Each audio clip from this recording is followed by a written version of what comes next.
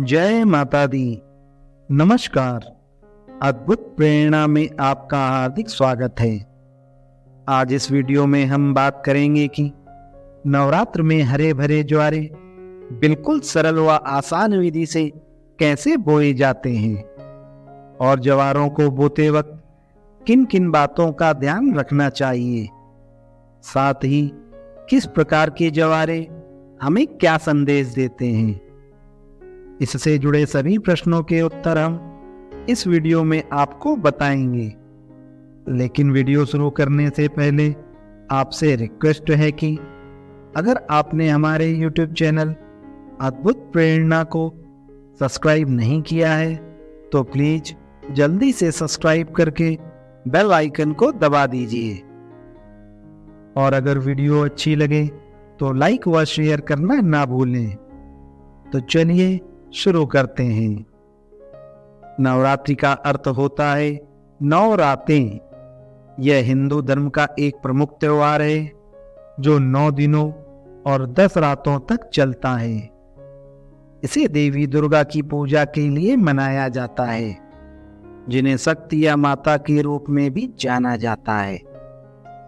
माँ दुर्गा को बुराई पर अच्छाई की जीत के प्रतीक के रूप में देखा जाता है। नवरात्रि के दौरान भक्त देवी दुर्गा के 9 अलग अलग रूपों की पूजा करते हैं, जिनमें से प्रत्येक का एक विशेष महत्व होता है।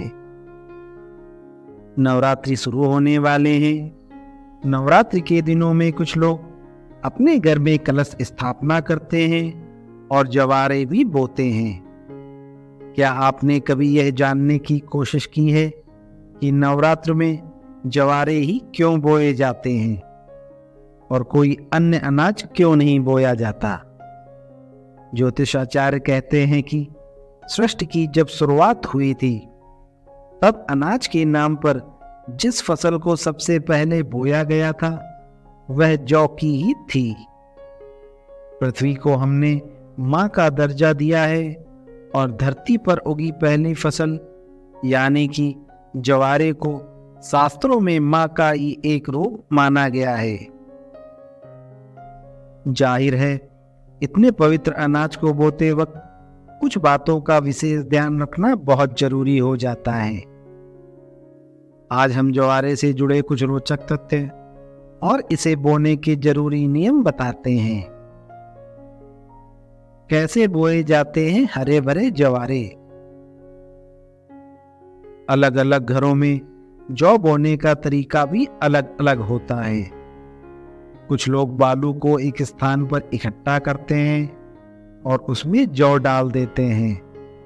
कुछ ही दिनों में बालू में हरी हरी घास उगने लगती है। वहीं कुछ लोग अलग से मिट्टी के पात्र में बालू या मिट्टी डालकर जौ बोते हैं।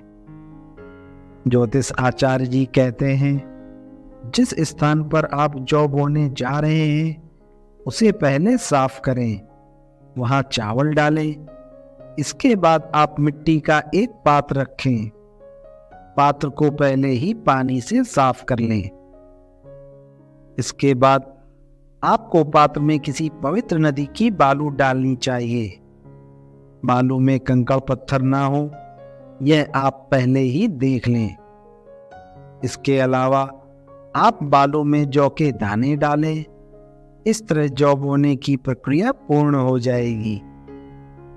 अब आप चाहें तो इसी पात्र में कलश स्थापना कर सकते हैं या फिर अलग से कलश स्थापना करें। अब आपको 9 दिन जौ वाले पात्र में नियमित जल अर्पित करना है।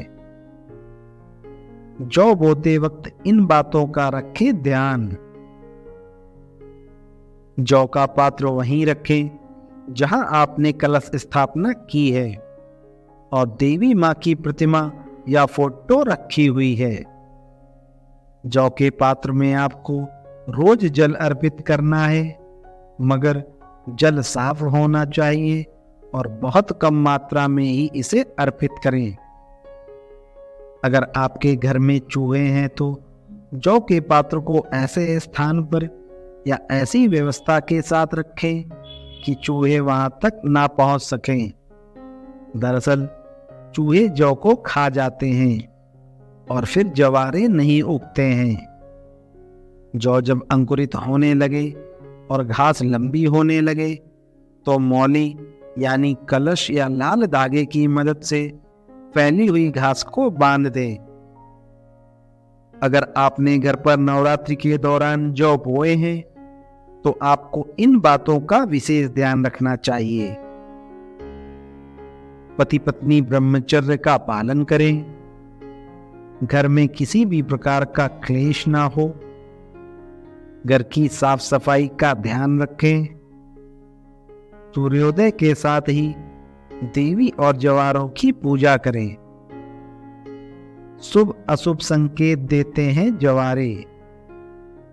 अंकुरित जौ का रंग अगर नीचे से आधा पीला और ऊपर से आधा हरा है तो साल का आधा समय अच्छा बीतेगा और आधा समय खराब बीतेगा।